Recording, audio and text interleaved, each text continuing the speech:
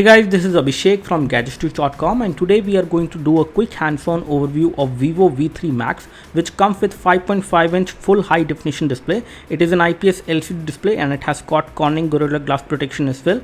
Under the hood, it is powered by Snapdragon 652 Octa-Core CPU, which is paired with 4GB of RAM and 32GB of onboard storage with a micro SD card slot as well. Apart from that, it has got 13 megapixel rear camera with LED flash, face detection autofocus as well for the rear camera, and we have got 8 megapixel selfie camera as well.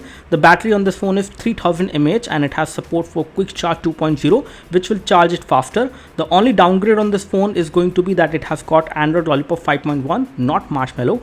So let's start with this overview and we will talk about the overall value for money for this phone, and we will also talk about whether it is worth the money you will spend. The downside which I can see easily is that it has got Android Lollipop 5.1.1 and we have got 32GB storage for 24,000 rupees, which is kind of low. However, you can easily get OnePlus 2 which will give you 64GB of storage. So storage is less, but you do have support for micro SD memory card, so you can actually expand the memory and have a micro SD memory card in this device around 128GB maximum, which can actually solve your storage issues. Let's start with the connectivity and the ports overview. On the front top, you have got a nice metallic earpiece below the glass. We have got 8 megapixel fixed focus front camera, and proximity and ambient light sensors are also present on this phone.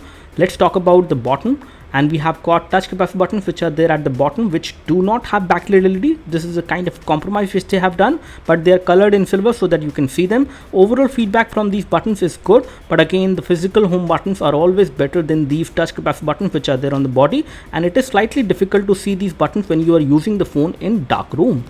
At the rear back, you have got 13 megapixel autofocus camera which has got LED flash as well, and you have also got the fingerprint sensor which is square in terms of the shape. The overall fingerprint sensor sensitivity is good and it is pretty accurate, and it can also unlock the phone in around 0.3 seconds, which is again pretty fast. Side of the phone, you have got the power and sleep key and the volume rocker. Both of these buttons are metallic buttons and they give you good amount of feedback whenever you press them. The overall feedback from these buttons is pretty much tactile and you get a very good feel when you press these buttons. You can easily locate these buttons, but there is no texture on any of these two buttons to distinguish them. Bottom edge of the phone has got metallic mesh for the loudspeaker, and you have got micro USB port for data syncing and charging, and you have also got a hole over there for the prime microphone, and you get some antenna bands as well at the bottom which will allow all the signals. On the SIM card connectivity front, it supports 2 SIM card. You have to actually insert nano SIM on both of these slots. Again, it is a hybrid SIM tray which we have on the phone. That means you can either use single SIM card with a micro SD memory card on the phone, or you can use 2 SIM card, but in that case you won't be able to use micro SD memory card on this phone. Moving on to the display of this device, it has got a full high definition display which is a 5.5-inch IPS LCD display. Viewing angles of the display is good. Display brightness however could have been better, but the overall display clarity is very crisp and clear. You can use this device in indoor as well as in outdoor pretty easily with the kind of display it has.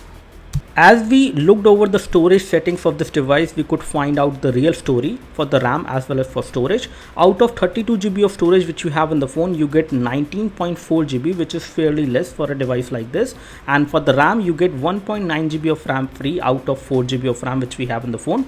RAM is again not bad, but the storage is definitely bad, but you do have support for micro SD memory card on this phone, so you can actually expand the storage in case you face any storage issues on the phone.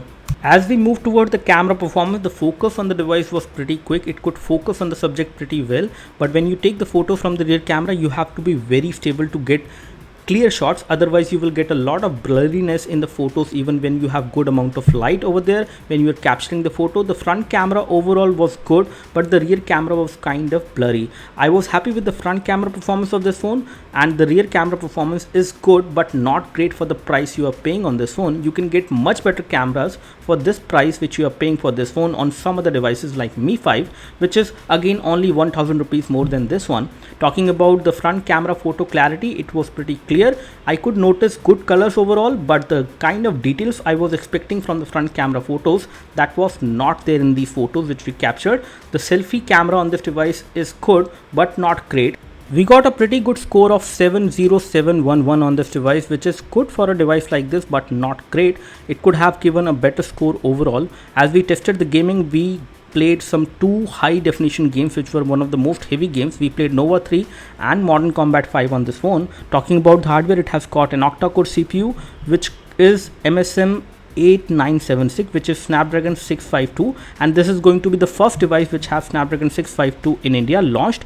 It has got a full high definition display, Adreno 510 GPU, which is a very good GPU for gaming, so that you can play high definition games without any issues. As far as sensors are concerned, we tested the sensor scenario. This device is fully equipped with all the sensors you would need in day-to-day usage. You have got proximity, ambient light, and lot of other sensors which are extra sensors, which will again help you to use this device with different kind of multiple functionalities. To test the gaming performance of this device, we started playing Nova 3 and we could see the graphics was very smooth and responsive. There was no lag in the game, the touchscreen was also responsive, and the overall performance of this device was pretty satisfactory compared to other devices in the same price segment. Overall, this is all we have as far as the quick hands-on review of the new Vivo V3 Max.